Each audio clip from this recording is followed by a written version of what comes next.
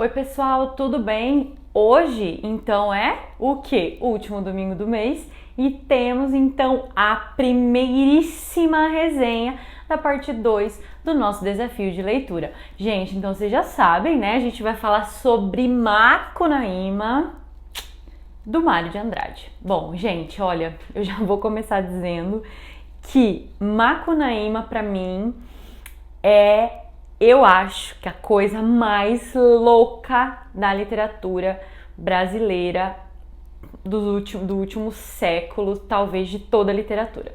Bom, vou começar localizando vocês sobre a personagem não, o autor dessa personagem tão maluca. Bom, o Mário de Andrade, pessoal, ele viveu ali a virada do século, né? A virada do século XIX para o século XX, tá, gente? E ele é assim, ó, ele é um vanguardista. O que isso significa? Significa que ele é um cara que fez as primeiras mudanças. Ele é o cara que idealizou algumas coisas, por exemplo, Semana de Arte Moderna, Semana de 22, tem vídeo aqui no canal. Esse ano a gente completou 100 anos, né, dessa Semana de Arte que aconteceu em 1922.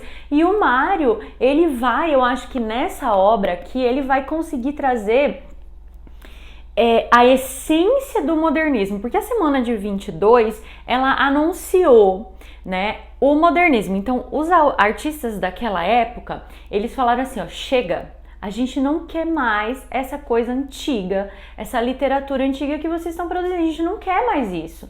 A gente quer uma coisa que seja moderna, uma coisa que seja essencialmente brasileira, uma literatura que fale a nossa língua. Então existia, por exemplo, um ranço dessa galera em relação à linguagem. Poxa, a linguagem da literatura ela não chegava nas pessoas. Era aquela coisa truncada, aquela coisa difícil de ler, uma linguagem extremamente acadêmica, que não era o português das pessoas, que, né, aquela língua que a gente fala. Então isso era uma coisa assim extremamente, digamos, irritante ali para esses artistas, né? Para esses escritores dessa época. Depois também a gente tinha a questão de que a literatura nesse momento aí, ela não falava das coisas da terra, ela não se preocupava com os valores sociais, ela não queria trazer esse Brasil, esse brasileiro, né? Então isso foi colocado ali, de repente, com os manifestos pau-brasil, o movimento antropofágico, que queriam trazer esse Brasil, representar, né? Assim como os românticos lá atrás queriam a cor local, queriam construir essa identidade nacional. Nesse primeiro momento aí do modernismo, a gente vai ter também um pouco dessa retomada. Só que nenhum artista foi tão grande quanto o Mário de Andrade, nenhum chegou aos pés do que ele fez. Então a gente vai ter aqui nessa obra, então vamos ao enredo, né? Vamos ver o que acontece nessa história. Nessa obra a gente vai ter nada mais, nada menos do que a construção do brasileiro, certo? O Macunaíma é o herói, ironicamente, né? Porque o herói lá das histórias clássicas é aquele cara que é assim destemido, né? Aquele cara que ele tem valores morais, tem ética, tem palavra, ele é perfeito. Pensa aí nos príncipes, das princesas da Disney, da Branca de Neve, né? Que não são da Disney, mas enfim. Pensa nessa moralidade que eles tinham. Aqui o Macunaíma, ai, que preguiça. É a fala dele, é o bordão dele, ai, que preguiça, né? Ele quer, gente, o que ele quer? Ele quer brincar. Por quê? Porque brincar não é brincar é sexo, né? Então a gente vai ter uma libertinagem aqui, uma safadeza. Olha, gente, minha cachorrinha tá coando lá, não sei se vocês ouviram aí, não.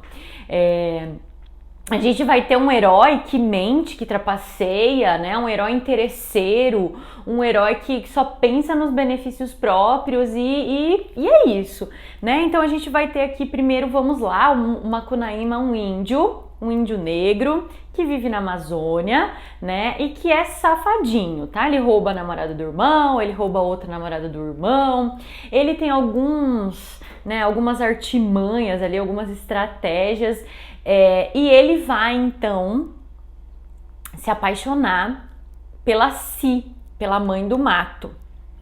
e eles vão ter um filho, numas circunstâncias ali que eu achei um pouco, falei, caraca, né? Tem a dar a impressão de que há um abuso, mas enfim, eles vão ter um filho, esse filho não vai viver, né? E nessa tristeza toda desse filho, a gente vai ter então a Si fazendo um muiraquitã, um amuleto, e ela vai dar esse amuleto pro Macunaíma, só que o Macunaíma vai fazer o favor de perder, e ele vai então atrás desse muiraquitã, que foi levado por um monstro, que tá com o monstro, ele descobre, né, esse monstro tá em São Paulo, então a gente tem a passagem do Macunaíma e os dois irmãos para a cidade, eles saem do mato e eles vão para a cidade. Nesse processo existe uma coisa muito interessante que tenta construir essa heterogeneidade brasileira. Por exemplo, eles vão atravessar um rio mágico, né? Eles vão passar por esse rio. O Macunaíma vai passar inteiro por esse rio, vai ficar muito branco. Só que ele vai ter sujado toda a água. O irmão que passa depois vai ficar mulato. E o último irmão, o terceiro irmão, ele vai passar, ele vai conseguir lavar só as palmas das mãos e dos pés, e a sola do pé. Gente, isso é muito representativo. É a formação do povo brasileiro, né? É a nossa essência, o que nós somos, né? Nós somos frutos do negro, do índio, do português, nós somos essa mistura, e nós somos diferentes, nós temos cores diferentes. Isso vai estar representado aqui no livro. Nós temos também uma questão de linguagem muito interessante, né? A gente tem uma linguagem muito próxima daquilo que é falado, tem uma variedade imensa de palavras, de mesmo um pássaro que tem nome diferente, uma comida que tem nome diferente, uma árvore. É interessantíssimo, é riquíssimo nesse aspecto, certo? Só que a gente tem uma coisa muito maior aqui, que é esse termo não é meu, tá, gente? É um termo de um estudioso. Eu li alguns textos de apoio para construir essa resenha com vocês. É uma desgeografização. O que significa? Significa que ao mesmo tempo que ele tá na Amazônia, ele tá no rio lá do sul e de repente ele tá na Caatinga, sabe? Então, assim, é como se não houvesse essa barreira, tanto geográfica como linguística, porque a ideia do Mário de Andrade ao construir o Macunaíma aqui em 1926 ele vai escrever essa obra e em 1928 ele vai publicar, então, né, depois de dar uma lapidada nesse trabalho, a ideia dele é mostrar como esse Brasil ele é heterogêneo, muito diferente, e só que ele é uma coisa só, né? Então é uma coisa bem estranha quando você tá lendo, você fica assim meio confuso ali, né? E aí você vai então juntando essas partes, porque a história ela é composta por pequenas histórias. Então a gente tem a principal ideia, que é o Macunaíma saindo do mato, indo para São Paulo para buscar o Muiraquitã, para enfrentar o monstro e pegar de volta esse presente que ele ganhou de alguém que ele amava, da Si.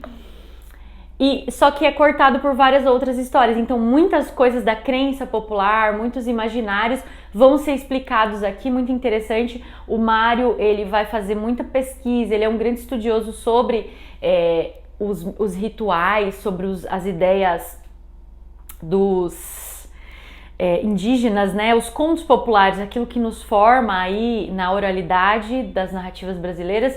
E, gente, é riquíssimo, né? Quando o Macunaíma chega em São Paulo, então a gente vai ter toda essa ideia da modernização que estava acontecendo no século passado, esse processo de industrialização, a vida na cidade, você tem esse contraponto aí também, é muito interessante, tá, gente? Então, assim, ó, não é uma leitura necessariamente fácil, necessariamente muito tranquilinha, tá? Você precisa de um pouquinho de dedicação. Vou até mostrar aqui pra vocês, ó.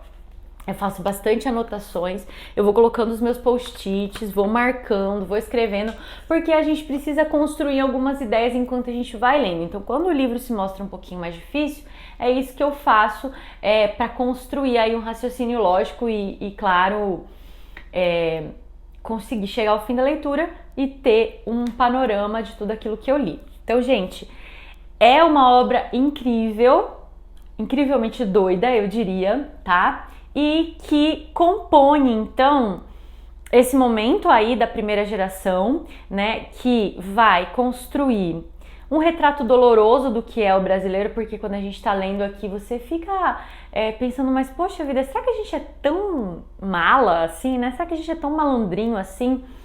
Eu acho que o Mário conseguiu sintetizar de forma bem interessante esse brasileiro, né? Dói, eu acho, ler também. É bem impactante. Então essa é a minha dica de leitura dessa semana, tá, gente? Não fiquem como uma Conaíma, assim, com uma preguiça. Leiam, vocês vão gostar. Uma ótima semana, a gente se vê então na próxima resenha, pessoal.